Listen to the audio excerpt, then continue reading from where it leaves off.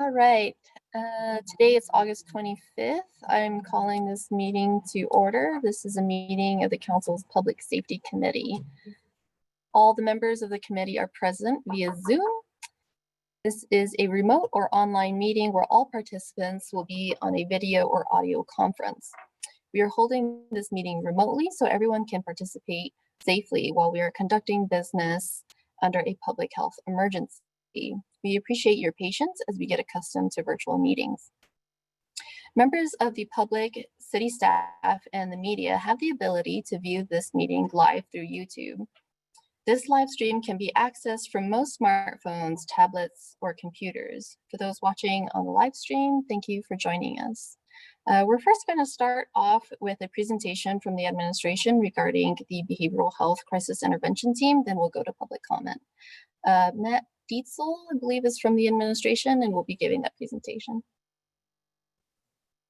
Madam Chair, members of the committee, thank you for having me on. If I could please be granted the ability to share my screen so I can bring the presentation, please.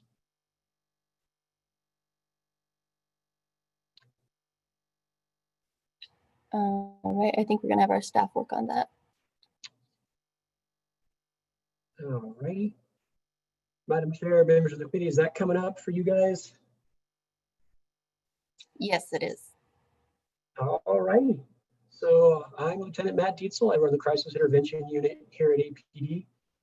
That's kind of a two-pronged thing.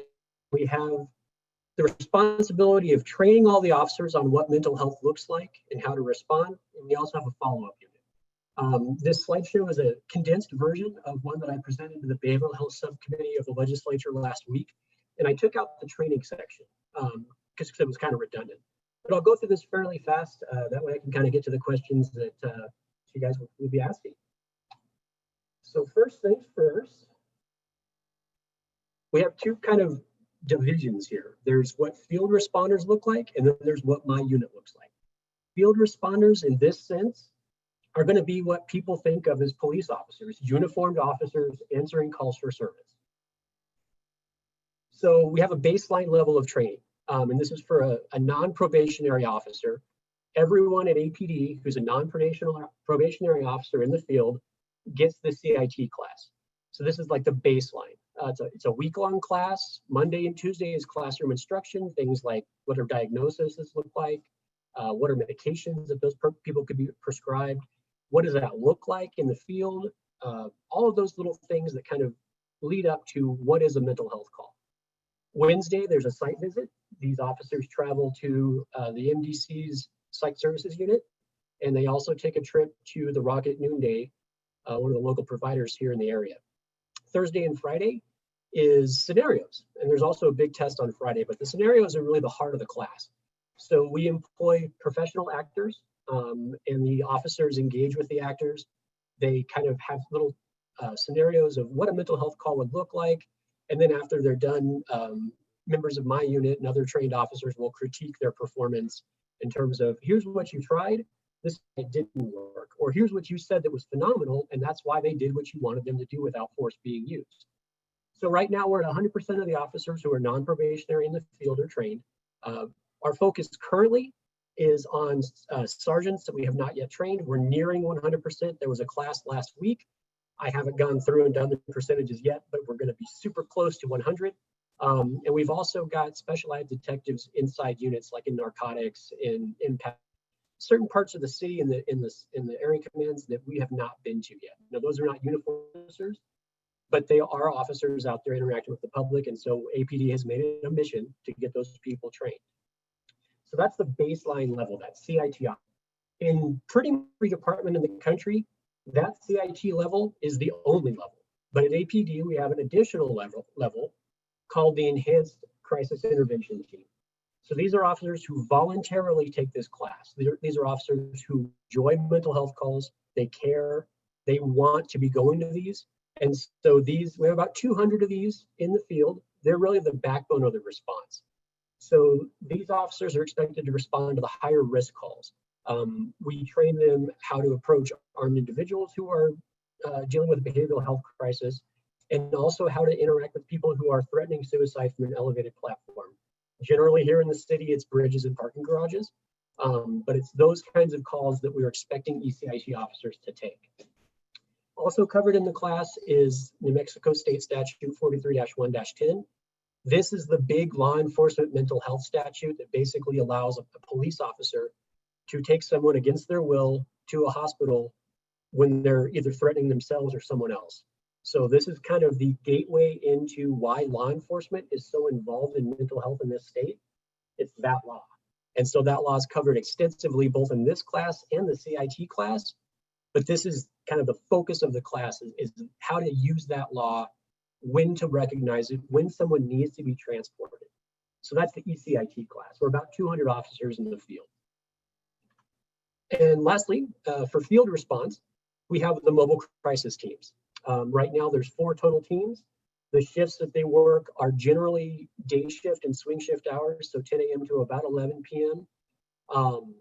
I think the mobile crisis team really excels when they're dispatched to calls that are more in the gray area, because you have an ECIT officer in the car paired with a mental health clinician. And so the officers may get there and go, they don't quite meet the statute requirements for me to take them to the hospital, but I don't feel comfortable leaving this person. I don't feel like if I leave that things are going to get better.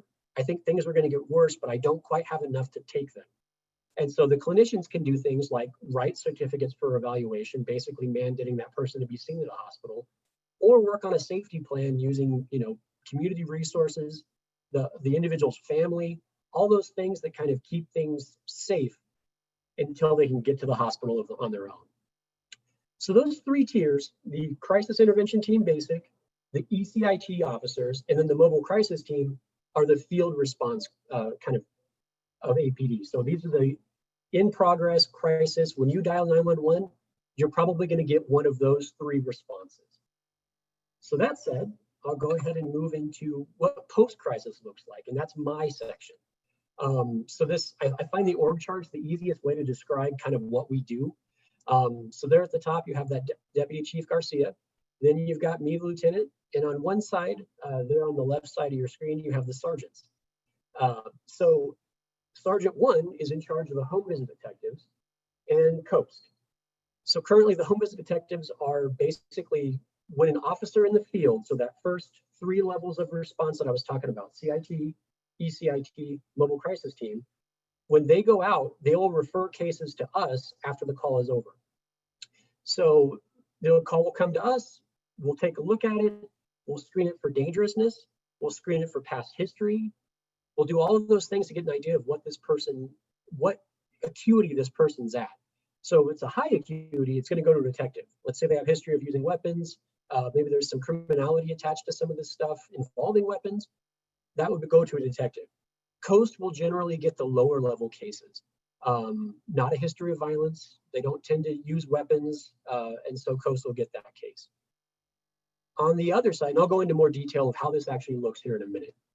On the other side of the house with the other sergeant, we have the CIT coordinators. So these are the trainers who train all of APD's mental health classes, from cadets to the CIT basic class to the ECIT class. These are the detectives who train all of it. They train the community as well, and they basically are specialists in a certain area. For example, one of our coordinators really focuses on youth. So she has attended the UCIT class. She's focused on how to engage youth in the schools. So that's what she does. We have another detective who focuses on autism and intellectual disabilities. So he focuses on kind of traumatic brain injury, that kind of field. And so each of them have their specialties. That sergeant's also in charge of the mobile crisis team officers. And so she's constantly running around trying to match their schedules. It's a lot of work. So there in the gray on the right hand of the side of the screen, we also have a medical director who's a licensed psychiatrist. He's a medical doctor, and he provides clinical supervision for our 2 home visit clinicians. And I'll get to what they do here in just a few minutes. So this is basically just everything I said, just written out. Home visit detectives get the high risk cases, Coast gets the lower risk cases. Our medical director is also on there, and then the clinicians assist the home visit detectives in their visits, and I'll get to what that looks like in a minute. So now that we've covered the basic roles, I wanted to go quickly through what this looks like when you call 911. And so the key up at the top, telecommunicators, so that's the call coming in, the field officer comes out, follow-up is my unit, and then we collaborate to hopefully divert that person from the 911 system in the future. So just to give everybody an idea of what that looks like, the call comes in, 911 call taker answers the phone. We train the call takers in how to recognize behavioral health, what to do with it, how to code that call. All of that stuff is done by my unit in a 2-day telecommunicators class. So the first question is how acute is this call? Can this go to a crisis line? We don't divert a whole lot of calls to the crisis line, but some of them we can. And it usually looks like someone calling and just saying, I'm lonely, I just want to talk, I'm not sure what to do, I'm very anxious. Those kinds of calls without a clear threat can go to a crisis line. And so sometimes we transfer those out right there. But let's say it's clearly a law enforcement call, or it's clearly something more, a higher priority than just, I'm not feeling well today. And there's kind of maybe there's a suicidal plan, maybe they're armed with something. Where does it go next? Well, the call is created and it's prioritized based on what the caller is telling them. Things like having a weapon will always elevate it. Things like threats of suicide that sound like they've already taken pills or they've actively cut themselves will also elevate it. So that kind of gives you a scale. So the call is created, and now it goes over to a dispatcher. Dispatcher is going to look for a few things. She's going to check, he or she's going to check if their mobile crisis team is available. We only have 4, so the chances of it isn't super high. But the next thing they're going to look is for these types of calls, is there an enhanced CIT officer available? There's 200 of those, so there's a pretty good chance that we can dispatch an enhanced CIT officer to that call. So now we're going to say the call's been dispatched. What happens? Really, right now in Albuquerque, officers have 3 options on these types of calls. Number 1, a hospital transport if it's warranted. So let's say you get there and the individual says, I'm off my medications, I'm thinking about hurting myself, take me to the hospital. That's one option. Jail is always an option. It doesn't happen very often, as you'll see here in a few minutes, but it's always an option if there's no good alternatives. Sometimes we have to make arrests to keep the public safe, even on mental health calls if there's charges. So just kind of, and the last is no action, take it. Get there, we talk to everybody. It's chronic enough that someone needs to go to the hospital. There's no charges, there's no need to make an arrest to get somebody sick. So we just leave the individual there, hopefully with a few resources, hey, there's this place over here that you could try. Maybe mobile crisis team comes talk a few minutes and provides some terms of, this is an idea for the future. Maybe next time you can cope via this instead of what happened today. So those are the 3 options. And then to end the call, there's a couple things that we ask the officers to do. On any call that has a behavioral health component at all, we ask them to do a CIT contact sheet. This is required by the settlement agreement, and it provides a ton of depersonalized data to me that I can use to make decisions on what the direction of the program should be in the future. And we'll take a look at that in a minute. Lastly, a police report is required to actually send a case to CIU for follow-up. And so that's one of the things that may be required.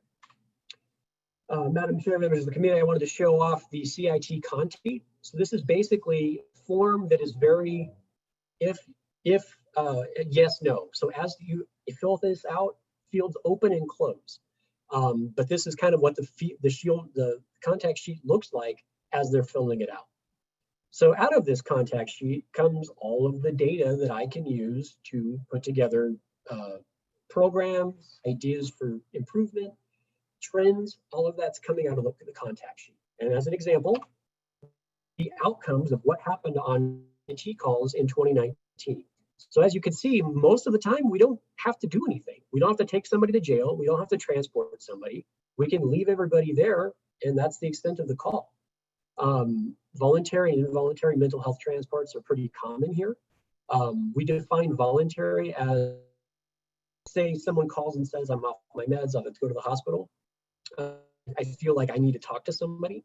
That's what that would look like. Involuntary could include things like a physician writing a certificate for evaluation, mandating someone is seen at the psychiatric emergency room.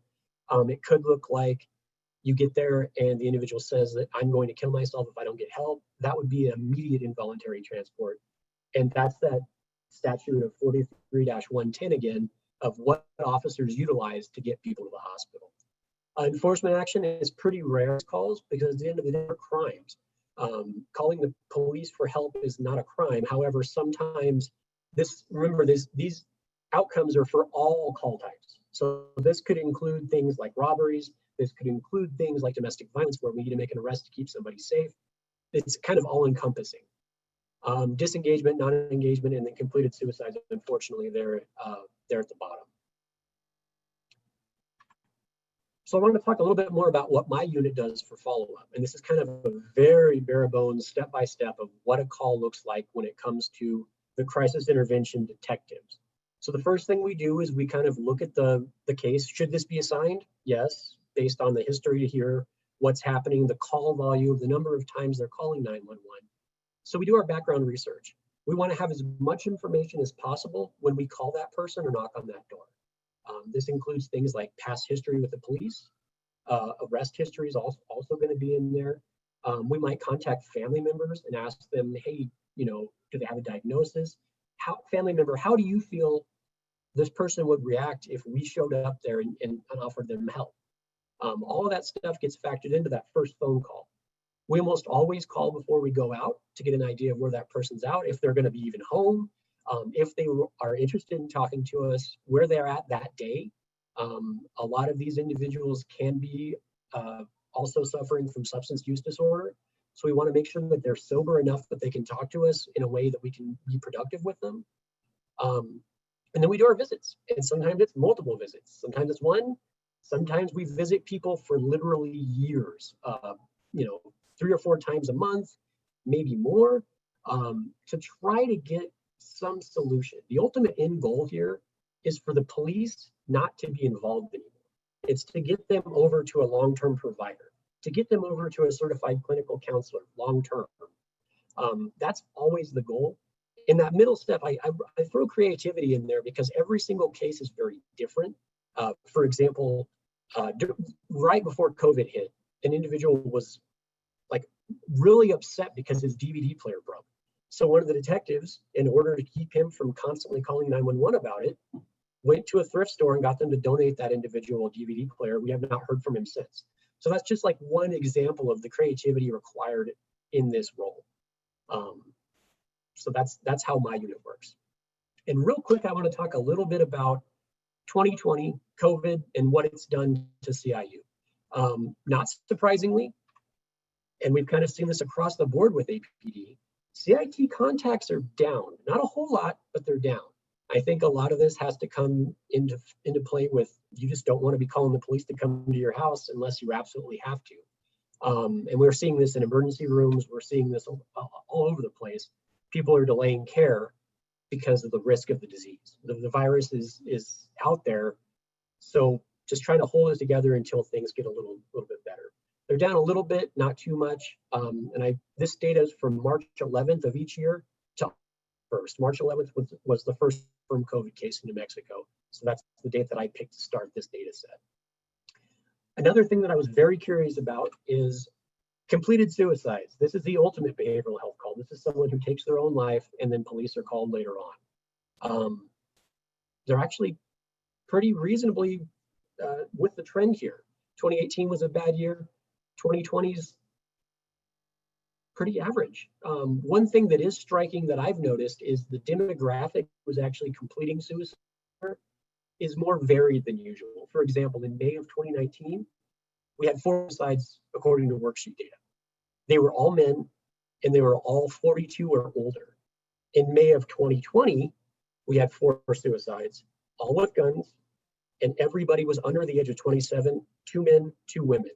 So the demographics of suicide have changed a little bit, and I haven't really done the deep dive yet in terms of what every month looks like individually, but May was an interesting month in terms of who is suffering right now.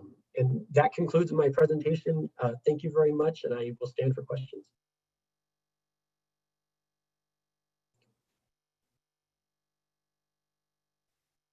Thank you for that, Mr. Dietzel. I think before I go to counselors with questions or comments, I'm just going to ask if you can actually send that presentation to our council staff so that it can be distributed to our committee members. Thank you. Councilors, do you have any questions? Please utilize the raise hand button if you do.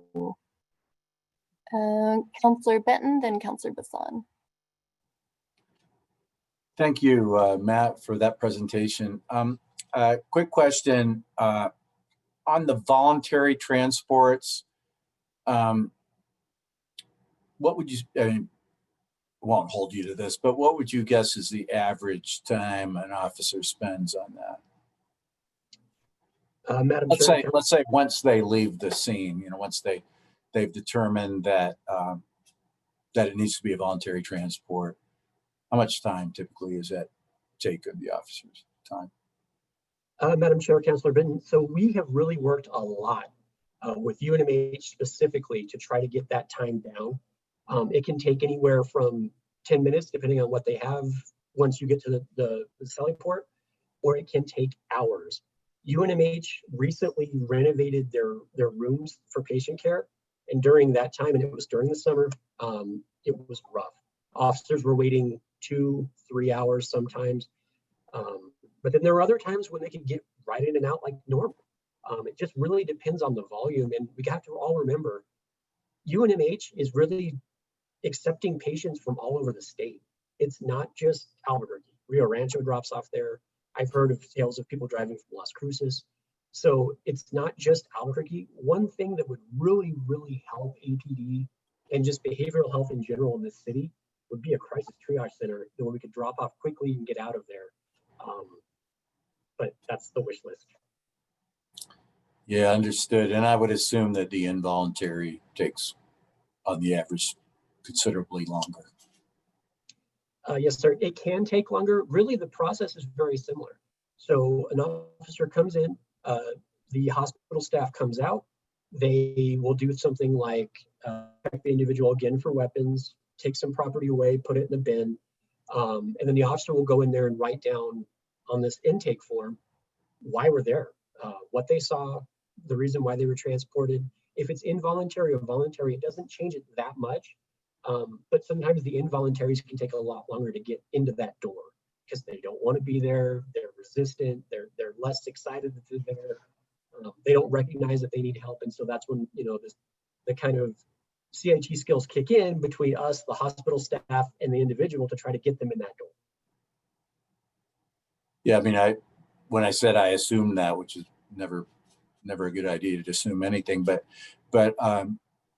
with regard to, I would imagine the paperwork and just kind of the certifications that need to be required on that handoff tend to be more complex and thorough. It seems to take longer to convince that individual to go inside. Yeah. But really the form is the same, whether it's involuntary or voluntary. We just fill out a form, and state law actually requires that form to be filled out. We have to give report to the nursing staff or the doctor. Here's why we did this. We didn't just pick this person at random. Okay. Thank you, Madam Chair. Thank you. Councilor Bassan. Thank you, Madam Chair, and thank you, Lieutenant. I don't know if you saw the presentation that administration gave us about the proposed the Albuquerque Community Safety Department, but it seems like from some of what you have mentioned in here, there might be a really decent portion that could be kind of shifted over to that. And I was wondering, it seems like with what you described with the mobile crisis teams or such, it seems like that may be appropriate. And I'm wondering if I'm on the right track with my thought process or not. Madam Chair, Councilor Bassan, I completely agree. Someday, let's say Albuquerque Community Safety can stand up and take some of these calls. I see my unit shrinking as the need for us, the police, to be involved in these calls diminishes. I can see my unit being smaller, and I think that's something we should all aim for. At the end of the day, I don't see us ever going away completely because new cases come up, people aren't familiar with what to do, and so 911's called as a kind of last resort. And that's really how APD has operated for years in terms of we're the mental health provider of last resort. When all things fail, the police are called. And you see this a lot with for example, meth-induced psychosis. When someone is in the middle of the street yelling and screaming in the morning, the police are really the only option at that time of day. It's kind of how the police end up getting involved in a lot of these is people just don't know what else to do. And one thing that I am super, super excited about, in about 2 years, the non-emergency 988 number will come out. And that's going to be a mental health hotline that's just going to be nationwide number of when you call this, you can get help for mental health. And that's going to really streamline a lot of what we do.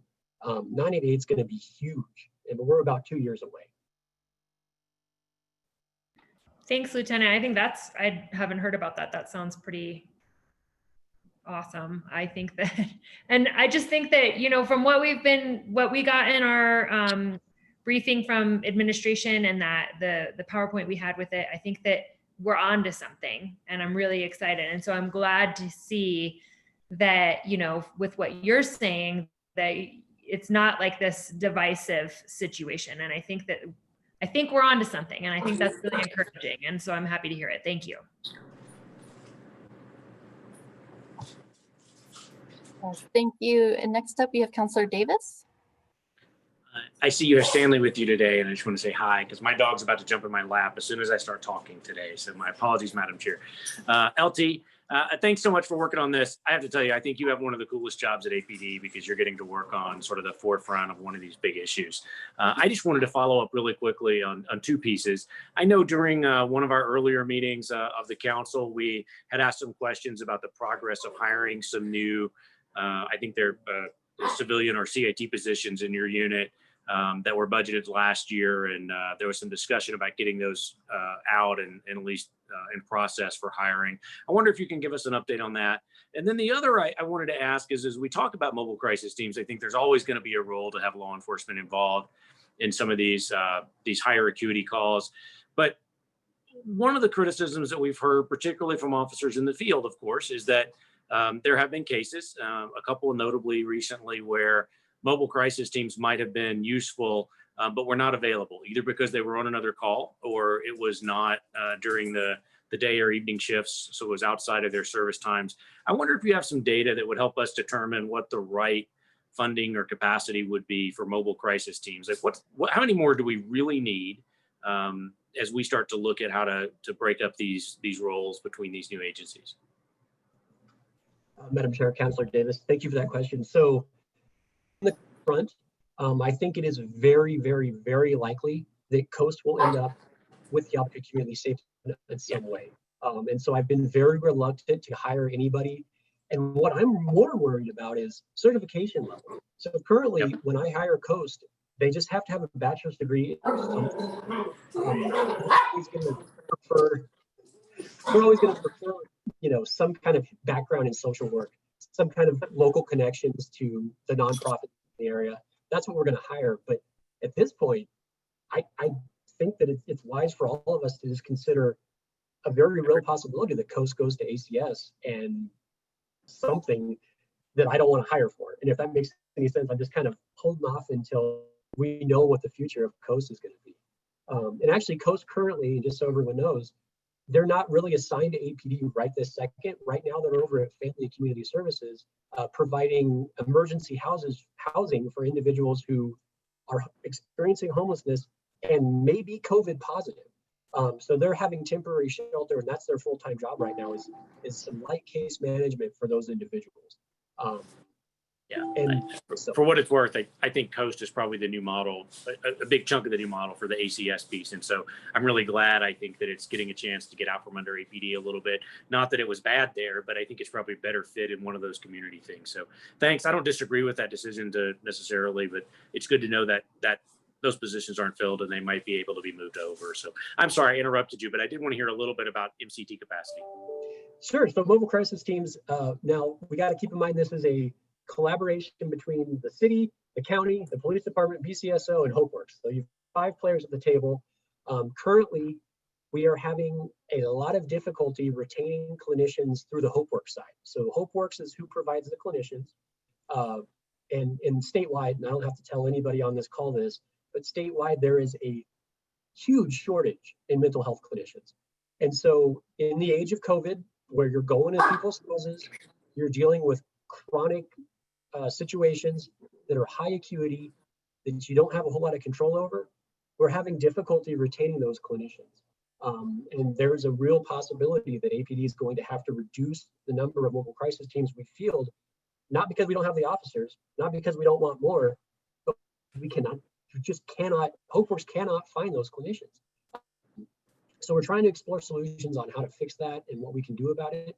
But ideally, I saw a mobile crisis team, especially before ACS was announced. I thought we would have squads and squads and squads, 24-hour coverage for mobile crisis team on every field, maybe one in every area command. But now, at this point, with the shortage of clinicians, I don't know how we. It's that dire. But thanks, Lieutenant. And Madam Chair, if I may, could I do one follow-up to that? Yeah, go ahead, Counselor. Lieutenant, I appreciate it. I know we have other business today, and I'd love to follow up with you a little more. I know we had our staff reach out through the ACS team and working with Dr. Neil's folks, Rosenblum's team, but I wonder, has the MCT explored the option of sort of the telemedicine model for clinicians? I know there's some emerging data on sort of having those highly trained specialists like clinicians or psychologists available, remotely by iPad or otherwise for these response calls, so that their time can be better used, that we can use remote people that may not be physically able to be in Albuquerque on the street every day. I'm seeing some of that work around the country and starting to look, but I'm curious if we've explored that, or if that might be an option that we ought to look at as we start to look at how to structure this at ACS. Or maybe that's just not a good idea because we've tried it or don't think that's right for our model. Madam Chair, Councilor Davis, so that is something that's being looked at, I believe, on the Albuquerque Community Safety Department side. My unit's in a weird spot because we're not mental health providers, right? Although we do have mental health clinicians, and so we kind of are skirting the whole HIPAA topic. We're kind of out in a weird spot, and I think once you start providing direct mental health service in that way, I think we can't make the HIPAA argument anymore. And I don't think that should rest. Medical treatment shouldn't rest in APD. Stick to law enforcement, keeping people safe. But I think that's being on another department, maybe. Thanks. And I've said it before, I'll say it again, and you may want to get out, but I do think we are really lucky to have you in the right spot at the right time right now. So thanks for your work on this. Thanks, Madam Chair. I appreciate your time. Thank you. So Mr. Diesel, I just had a quick question to verify. You said we had 4 members of the Mobile Team Crisis Center while we had 200 ECITs. Is that what you had stated? Okay. Madam Chair, yes, that's correct. And that's why I really instruct the officers in the field. Mobile crisis team is great, but there's 4 of them. Whereas if you ask for an ECIT officer on a call, there's 200 of them. Your chances of one being available and coming to your scene are way higher. So mobile crisis teams are excellent and they provide amazing service. But 4 to 200, we've got to take our pick and we got to know which one can actually respond. So my next question on that regard is just curious, during this time or on average, how often is the mobile crisis team being able to get deployed versus, the availability of the 200 ECITs? If they're addressing a call that takes much more time, I'm just curious about that. So, Madam Chair, generally mobile crisis team calls take longer, and they should, because instead of just a law enforcement officer standing there going, this ends one of 3 ways. I take you to the hospital, or you stay here, or something else. Whereas a clinician has the ability to do things like formulate safety plans. So they will leave people that an officer may have taken had an officer responded instead of the mobile crisis team. The clinician has that experience, they have the training, they're willing to put their license on the line and say, I'm pretty sure this person's going to be safe if I leave. Whereas an officer's like, I can't tell, maybe not, but I'm going to err on the side of safety and make sure this person gets seen. And so generally crisis team calls take longer. And the reason why I'm so weak on the mobile crisis team data, all of that data is handled. So I don't do that data. I only do the CIT data. So I know that very well. But the county does have on their website and at UNM's Institute for Social Research, they've done several papers kind of looking at, is this model that APD and BCSO are using is it effective? Are we spending more time or less time? And they have another report coming out pretty soon. I think it's almost done. I think the last one's from 2019. I want to say it was summer of 2019 that one came out. But I can get you guys a copy of that as well. Yes, thank you for that. I think we would all appreciate it if we got that study as soon as it was available. Thank you. Counselors, any more questions before we move on to the next agenda items? All right, well, thank you so much, Mr. Dietzel. I really appreciated your presentation and hope that we can get that presentation sent to the fellow committee members. All right, next up, we are going to have, we're actually going to move item E up on the agenda, 027, so that we have Councillor Pena here, who is actually sponsoring this. And before we get to the item, I'm going to move to public comment, as we do have individuals signed up to speak on this particular agenda item. So members of the public will be able to address the committee if they have signed up for public comment per the rules published on the agenda last week. Members of the public will be moved from the Zoom waiting room into the meeting room once we begin public comment. They will remain muted until they are called upon to speak, at which point they will have 2 minutes to provide comments to the committee. After that, they will be again muted. So we'll start with the public comment. Will the Zoom moderator, Mr. Moya, please move in all the members of those of the public who signed up to speak.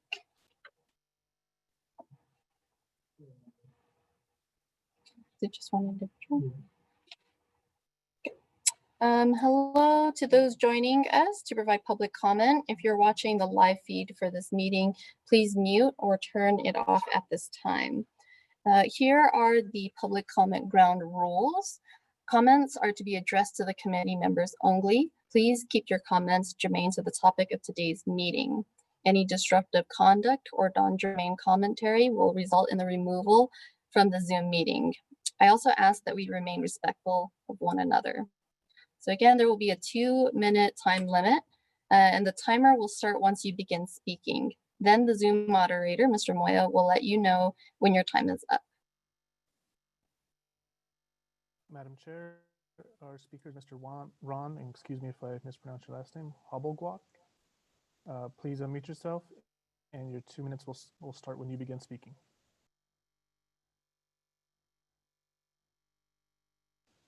Sure, I believe you're still muted. There you go.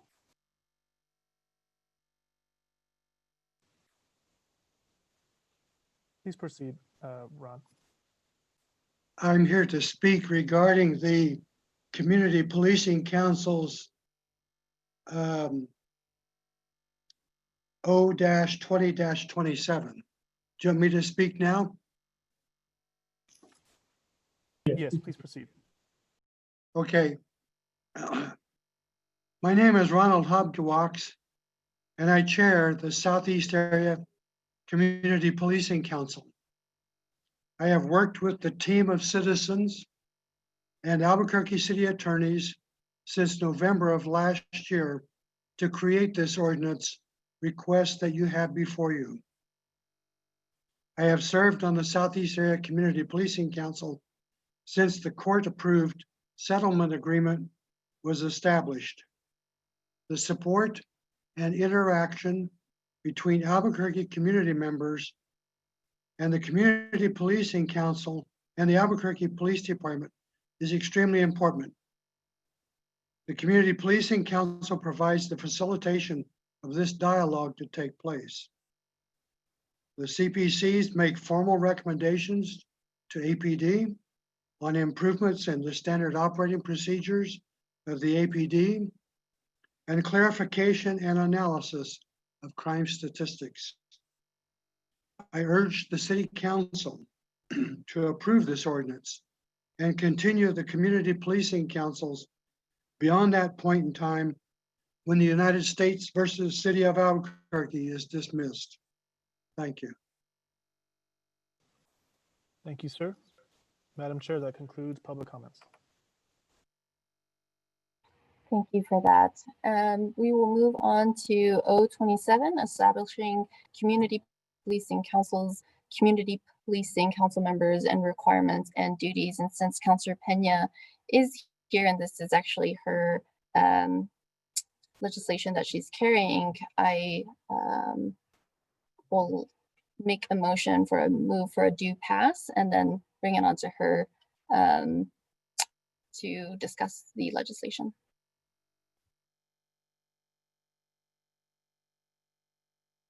Legislation, but I want to reiterate what Ron said, is that it's taken a whole host of people to get this done. So I want to say that it's, you know, our piece of legislation that's moved forward from folks from the DOJ, from the City Attorney's Office, Lindsay, Esteban, members of the committee, Chris Melendez, Elizabeth, I think she's on the call. I'm not quite sure. I think that's her who is there with no video. But I just want to say that this is really important. I think it covers what we needed to do in the CASA settlement in terms of, you know, creating this committee into perpetuity, and it really outlines a whole lot of new language on membership, on the term of the membership, and what their goals are. And so with that, I think Lindsay's on the call, and I'd love for her to kind of just give us the upshot on this, if she would. Lindsay? Thank you, Councillor Pena and Madam Chair. I will provide a brief description of the legislation if it is okay with Madam Chair. The legislation has been created because about a year ago, it came to my attention that there was never a formal city document creating community policing councils. This was a matter of concern to the monitoring team in the CASA case, or what we always call the CASA case, which is the United States versus City of Albuquerque 14 CV 1025. The monitors urged the city to adopt an ordinance establishing the community policing councils in perpetuity. The monitors have also pointed out that our community policing councils are a model for the nation, and he recommends other police departments that he monitors to look at what APD is doing and the City of Albuquerque is doing with its community policing councils. So this legislation is to make permanent community policing councils. It defines the requirements for membership and the duties of the community policing councils. These duties very closely mirror what is required by the settlement agreement, or the CASA, and this is meant to be a rather diverse and inclusive group of individuals on community policing councils. It's meant to be a forum for the public to provide communication to the Albuquerque Police Department regarding what they need to do to help police the community. In addition to creating the community policing councils, this also formally recognizes that the Civilian Police Oversight Agency is the entity within the city that provides staff and administrative support to the community policing councils. This was actually a transition that occurred a few months ago, and it's been working very well. With that extra support, there's been an increase in the diversity on the community policing councils. It's helped the community policing councils to transition to holding meetings electronically during COVID. So it's been a rather successful move thus far. I'm available to answer any questions if anybody has any questions. Thank you, Lindsay. Madam Chair, you know, I noticed Ed Harness is on the phone as well, and you know, I just want to say that it's just taken a lot of work, and I really appreciate the time and effort that everyone's put into this. And unless anyone has any other questions, you know, I would move for that due pass, unless somebody from like Ed Harness or Elizabeth would like to say a few words. Thank you. I'm going to recognize our committee member, Councillor Davis, has a question, or there we go. Councillor, you're muted. Thank you. Sorry about that. It's weird being on this end of the Zoom thing, so you're much better at this than I am from over there. I just wanted to say thanks, especially to the sponsor. I know this is something we've all been talking about for a while, but you know, when I reached out to City Legal and they told me you were working on this, I'm glad to know somebody was on it ahead of us. But more importantly, I just want to point out that I think the provision the sponsor worked with the department on to include some funding and staffing to support the community police councils is a key piece of this. And I think that's really smart to do. The one criticism that we have heard back from our community police councils over time is that often they send things up to APD or to the mayor or even to us and don't get a response back in a timely manner, or they don't know how to follow up. And I think staffing them is a key component, and I appreciate the sponsor trying to figure out how to do that. I think that'll make it much more successful. So in my full support. So thanks so much. Thank you for that. Councillor Jones. Thank you, Madam President. Just a point of order. I don't believe we ever got a second on this motion. And I would Correct. We still need a second. I'll second the motion. Thank you, Councillor Jones. So, councillors, if we don't have any other questions or comments, I'm going to ask the council staff to take a roll call vote. Councillor Bassan. Yes. Councillor Benton. Yes. Councillor Davis. Yes. Councillor Jones. Yes. Councillor Senna. That passes on a 5-0 vote. Thank you. Thank you, and congratulations, Councillor Pena. Next, we'll go on to item B, EC 487, transmitting year-end status report on FY19 priority objectives for the Albuquerque Police Department. I'm going to move a receipt be noted. Councillors, do we have any questions or comments?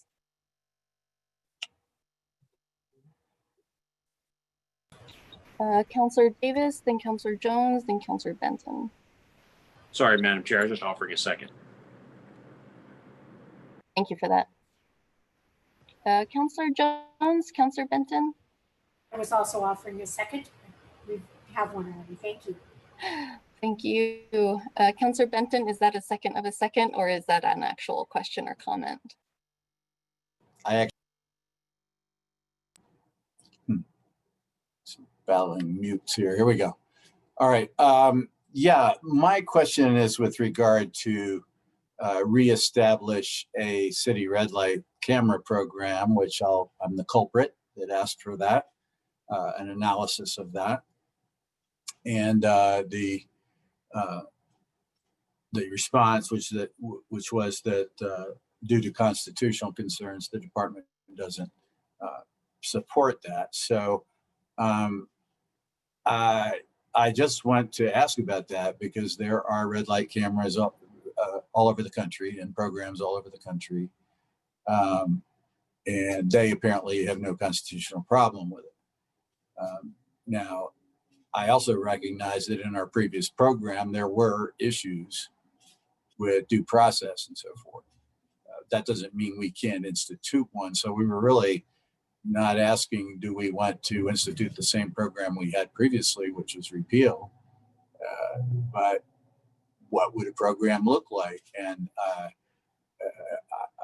I understand, I mean, it sounds totally rational that we don't support it due to constitutional problems or concerns, but does that mean that the department doesn't feel like a red camera or speed camera program would not reduce the load on APD? And I guess the second question along with that is, how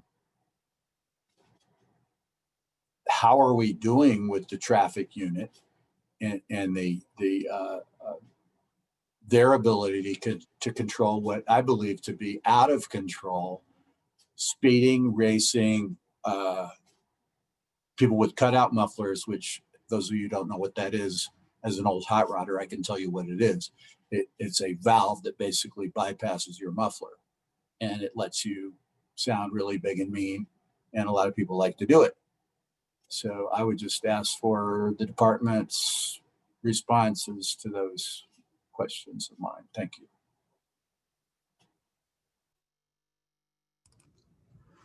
Madam Chair, Councilor Britton, this is Commander Rivera with Albuquerque Police Department Traffic Division.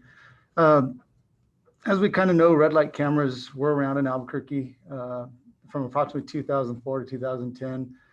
And a lot of it, I'd say the majority of it, the reason I'd say the voters voted it down, 53%, was mainly due because they felt it was policing for profit. And yes, it works in other cities or other states because a lot of those states require a front license plate. So those cameras actually catch the front of the plate in the vehicle and in the driver. For ours, we do not. We just would send the violator or the violation to the registered owner. And that was a lot of the backlash that we got. And then it would actually increase a lot of the police department's, let's say, manpower, because we'd have to start a whole unit, an automated enforcement unit comprised of civilian personnel, sworn personnel, also, I mean, just office space, computers, data, a whole system to capture this. And, you know, again, try to convince the public that it's not for policing for profit, as to curb red light runners or speeders. But I believe it's just the main issue we have right now is we don't have front license plates required in the state of New Mexico. So therefore you can't catch the driver of the vehicle. And like I said, sir, a lot of the voting public voted it down because they felt it was policing for profit. All right, Madam Chair, if I could.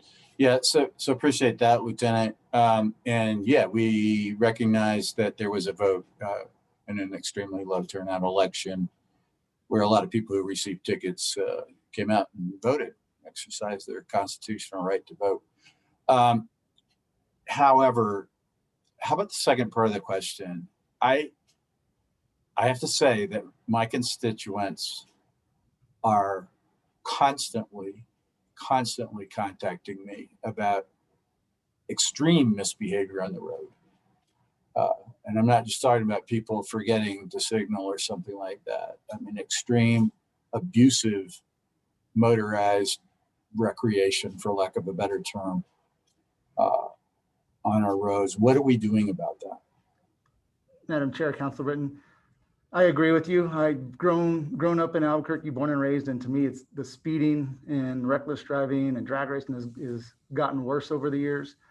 I have 16 motor officers in the traffic unit, which I'd love to get more, but they're responsible for also fatal investigations, which, as you kind of see in the media, there's been a lot of fatal or serious injury crashes. So those can take days, if not weeks, to complete. So those officers are taken off the street for enforcement because they have to finish up a fatal investigation. And then I get a lot of the emails forwarded to me from 311 about drag racing or loud mufflers. And I do have 7 DWI officers, and those, you know, a lot of those drag racing and loud mufflers that I see through 311 come in at night, or they're for the nighttime enforcement.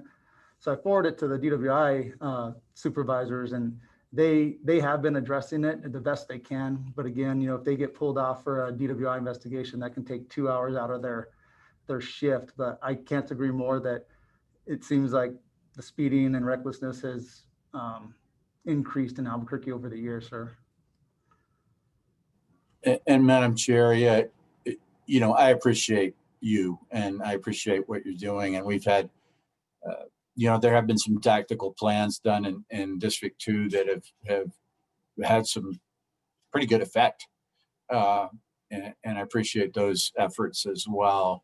The issue of noise and these mufflers is a big quality of life issue. So there's safety, obviously, public safety, life and property safety is important, but there's also just the perception of an overall loss of quality of life. And I think this is around the city. I don't think it's only in District 2, although Central Avenue goes through our district, and that's an attractive venue for this kind of behavior.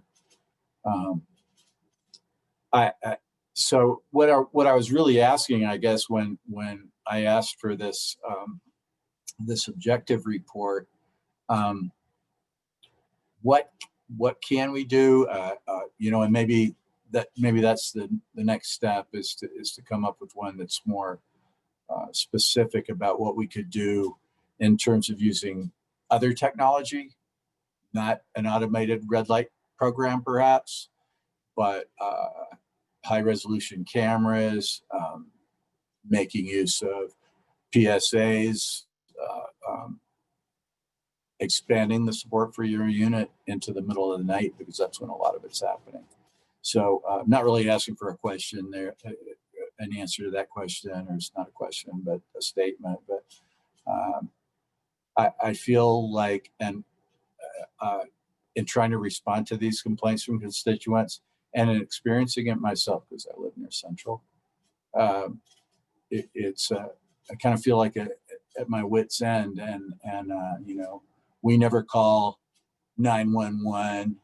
We call we call 242 cops, but it's in the middle of the night, and you know, there's just not much, and I don't have much of a response to my constituents when I hear about this constantly. But thank you, Madam Chair. Thank you. Councillor Jones? Thank you, Madam Chair. Councillor Benton, I have to say, you and I represent two districts. It would be very difficult for them to be opposite of the demographics. But in fact, in my district, I happen to have included in that Tramway, Montgomery, Academy, Eubank, Wyoming, and Wantabo. And it is impossible to describe the speed of the cars, especially when school is in session, which it isn't right now, so it's a little better. Going westbound on Academy from basically Tramway all the way to Wyoming, the speed is astronomical. I'm confident, because I always drive the speed limit. Why you say? I did get a ticket from a red light camera, and I did not have on front license plates, but they take a picture and your face is very clear inside from your windshield. So I learned my lesson, but I'm afraid that too many of these people, it used to be mostly younger people, mostly new drivers who knew were going to get killed or kill someone. Now we're looking at all ages, and we're certainly looking at adults who should know better. And I am confident, we've had so many wrecks along these streets, fatal wrecks. And I'm confident that if we would start some kind of spot policing, that we could slow this down. Because I know it slows down every time I drive up Eubank north of Academy, and the Sheriff's Department has cars stopped nearly every day. And I wonder why we can't put together some kind of program. If we need more officers, if we need more money, let's look at it. This is the #1 danger. This is a huge danger in our city that is human caused for no reason. So if we could get some input from APD on what another process that we could take other than the tried and true, we would certainly be willing to work it. If we need to come up with extra funds from, I'm sure Councilor Benton would, I know that I would, I think Councilor Bassan would probably play with this too. Put in some of our discretionary funds to help man these speed traps. Basically, we've done that in the past, and it helps for a while. I just think we have to come up with something instead of simply saying we can't do it, because I don't think any mother, father who loses their child to one of these wrecks, any child who loses their parents to one of these wrecks, I don't think we can make an excuse for this. So sorry about the long speech, but it is a huge, huge issue that needs to be covered throughout the city. Thank you. Madam Chair, Councilor Jones, Commander Rivera again.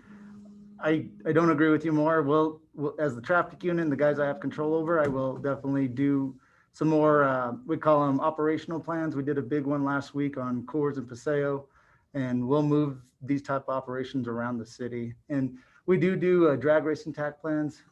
Those get a little hairy because the drag racers, once we saturate an area, then they move to a different area. And of course, sometimes they don't stop for us, but we will increase our operational plans that the traffic division has control over. If I may, Madam Chair. Yeah, go ahead, Councilor Jones. This is not just kids drag racing. This is people speeding. They're not drag racing. They are speeding and weaving in and out of traffic on every street in the city. And I understand drag racers, that's a young testosterone thing that we need to nip. But the older people who should know better who are doing this, if they kill one of these kids going to school, their lives are over, the family's lives are over, and there is absolutely no reason for it. And I can tell you why. Driving down a couple of the streets, the people will go around me 50, 60 miles an hour while I'm driving the speed limit. And lo and behold, I sit right beside him at the next red light. So this is just foolishness and an ability to know that they can get away with it. So thank you for agreeing that we need to do something. Let me know if I can help financing in any way. I'll be happy to do this. Thank you. Yeah, thank you. And I will just say I really do appreciate the work that's being done along Coors, as someone that I know can actually attest to their firsthand experience of the traffic enforcement along Coors. I do appreciate you on that. Councilor Bassan? Thank you, Madam Chair. Oh, there's that hand again. So I do agree with Councilors Benton and with Councilor Jones about this. And I just want to point out that 16 motor officers in a traffic department and asking for all of this for an entire city is, the math does not add up for me. So I can easily see why we're not able to enforce this, in addition to the fact that we were just told that some of these officers are taken off the street because they have to fill out the reports for more serious crimes that they were involved in. So it's 16 at the most at any great perfect day. But I completely agree that we talk about it all the time. The speeding is out of control. And the one thing I wanted to add is that I believe that if we can start finding a way to enforce these, although serious, what some people are going to call more minor infractions, I think that's going to continue to cultivate a culture that hopefully in the long run will get us back to where we used to be, where there was a respect for the law, so that people might not start pushing more and more boundaries, and they might not start increasing their levels of crime. And so I absolutely agree that we should do something about speeding. I'm all on board with helping however I can. But I feel like it's not an easy fix, but the easy observation is that we need more. So that way we can get more assistance so that we can start enforcing throughout our entire city. Thank you. Thank you. If we don't have any other counselors with questions on this agenda item, I just had a quick question regarding objective 13 on the SAE kits. If we can actually get an update on that, because I know that this was given for 2019, but I'd like to hear a current status of that. Is that for objective 13 then? Yes, on the SAE kits. Okay, I'm Lieutenant Keller for the CIT Evidence Division.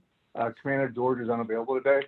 So in regards to objective 13, we are meeting all testing deadlines as outlined in our 2017-22 for the 90-day stipulation. We are in the process of creating a position of forensic evidence processing coordinator, which will ensure that we will not have a SAIC backlog again. We do currently have a backlog of 3,851 DNA cases for property and violent crimes that we're working through and outsourcing to different vendors. Once the validations are complete, our new DNA equipment workflow should improve here in the lab and further reduce the DNA backlog. As for the specific data, With our backlog status, we have outsourced 4,400 kits. 3,838 are from APD, 544 from BCSO, and then we have 18 other. We have verified non-reported of 664. The number of cases that have been returned to the lab are 3,461. Our results, the CODIS comparables are 1,361. Comparable CODIS ineligible are 1,310. Our CODIS status right now, we have 1,077 uploads and 476 hits. For our outsourcing status for cases sent to NMDPS, the SACI and post-SACI cases for APD and BCSO, we have 260 post-SACI backlog APD cases sent to the state. The evidence for those cases, we have 3 evidence for cases still waiting to be returned by NMDPS. We have 256 SACI backlog BCSO cases sent to NMDPS for testing. 251 cases are still waiting to be returned, tested by the state. As for the 90-day active cases, per the legislation R-16-431, which is the 90-day, since October of 2019 under the rule, the crime lab has processed 155 cases requiring DNA testing. Of those 155 kits, 64 were outsourced to Bodie in April 2020. 52 have been tested and returned. 44 kits have been tested in-house, and 41 kits are currently in processing in the lab. And that is the data I have, ma'am. Thank you for that. Those were a lot of numbers, so I would appreciate maybe a report sent back. Councillor Jones, did you have a question? Yes, thank you, Madam Chair. Just one question, and you might have said this, but I probably wasn't paying attention. How many detectives do we have handling active cases, and how many do we have handling the backlogs? So I don't have the numbers, but it's actually our civilian lab technicians and lab people that handle cases, not our detectives. The only detectives we have at the lab are our major crime scene team, which go out on major crime scenes to collect evidence, but I don't know how many people are working on it right now, ma'am. Madam Chair, we have Commander here in the budget conference room that can address that.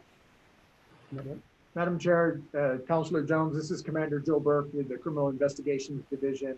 I supervise the Sex Crimes Unit, and currently we have 8 detectives in the Sex Crimes Unit. We have 2 vacancies right now, and out of those 8, we have 2 detectives that are assigned to the backlog right now.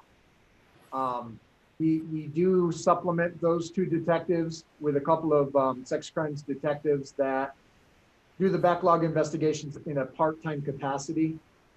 The benefit of some of the resources that were provided by City Council, we have a lot of non-sworn personnel that help with the administrative components of the investigation, database research, filing of paperwork and such, which has been a huge added component to enhance the investigations, as well as allow the investigators to do their interviews, to meet with people, and not to be bogged down with paperwork. So currently that number is 8, 2 detectives specifically to the backlog. And if I may, Madam Chair. Thank you. Commander Burke, ideally speaking, or wishing, if the City Council could find funding to help you maybe once and for all try to resolve this issue. Do you have any idea, and maybe you would want to let me know later if you don't right now, how many of each time, how many detectives, how many outside, what do you need to get this thing back under control and get rid of that huge backlog as much as possible? Madam Chair, Councilor Jones, that's a loaded question. The answer is several. I mean, I could triple the amount of detectives in sex crimes and we would still be behind. Realistically speaking, just filling the vacancies that we have would be advantageous.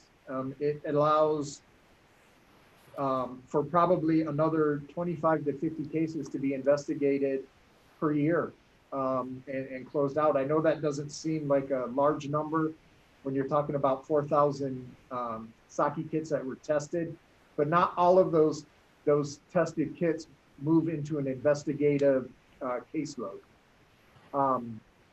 What I would ask in the more immediate is to assure that our non-sworn personnel, our temporary personnel stay in place because they are a huge asset to the investigative process, and making sure that those positions that are covered in grants that are going to soon expire, that we are able to allocate some financial resources to keep those individuals in place and potentially keep them as permanent employees of the city, rather than temporary positions or grant-funded positions.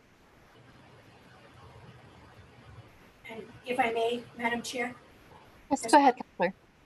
Thank you, Madam Chair. Commander Burke, would it be possible for you or one of your people to prepare just a small, not in-depth, but just a report giving me some ideas, an idea of how many, what kind, how much? We are going into a budget cycle, and this has been just circling over our heads for way too long. Perhaps hopefully we can find a way to help you get this taken care of, and at your convenience, please, Commander. Thank you, Madam Chair. Thank you. Counselors, if we don't have any other questions, we still need to take a vote on this agenda item. No other questions? Ms. Montoya, can you take a roll call vote? Absolutely. Counselor Bassan, Yes. Counselor Benton, Yes. Counselor Davis,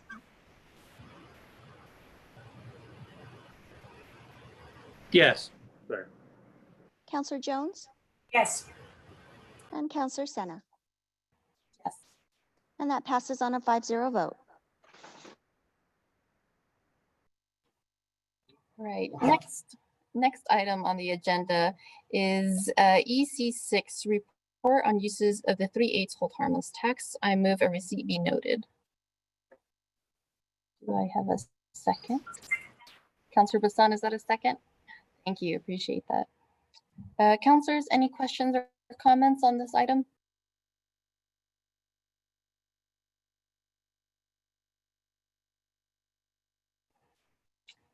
No, going once. All right, Ms. Montoya, can you take the roll call vote, please? Counselor Bassan, Yes. Counselor Benton, Yes. Counselor Davis, Yes. Counselor Jones, Yes. Counselor Senna, Yes. and that passes on a 5-0 vote. Thank you. Next up is OC5, the 2018 Civilian Police Oversight Agency, the semi-annual reports. I move a receipt be noted. Counselor Bassan with a second. Thank you for that. Counselors, any questions or comments? Counselor Bassan. Thank you, Madam Chair. I just didn't know if Mr. Harness wanted to say anything at all, please. Good afternoon, Madam Chair, Councilor Bassan. Just a couple of things. These 2018 semi-annual reports were done by an outside vendor, and then when we got our full-time analyst on staff, I had him redo those, so that's and review those, so that's why they're later than they should have been. 2019 will be before you by, this is August. The final one is at the board for review on the 10th of September. And then we will have 2024, we will be back in timely rotation for these reports. Thank you. Thank you so much for that, Mr. Harness. I appreciate you sitting through the meeting patiently on this item to comment on that. I really do appreciate it and appreciate this report. And looking forward to the more updated one as well. Councilors, do we have any other questions or comments on this item? All right, council staff, can you take a vote? Counselor Bassan, Yes. Counselor Benton, Yes. Counselor Davis, Yes. Counselor Jones, Yes. Counselor Senna, Yes. and that passes on a 5-0 vote.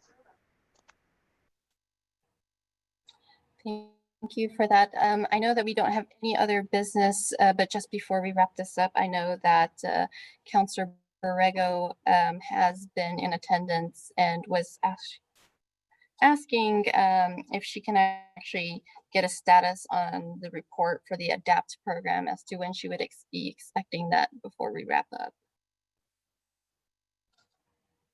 Anyone from admin? Hello, this is Isaac Padilla. I thought we had, the chief was on the phone, the fire chief was on the phone. I don't see him right now, or he was on the call. What I can do is reach out to him and I'll see how long that'll take, and then we'll get back to you. All right. Councilor Borrego, are you still with us? I am. Does that sound okay to you? Yes, no, that's perfectly fine. I just hadn't received, I had asked at our last council meeting when I could expect that report, and I hadn't received any information. So I thought it was appropriate to go through this committee.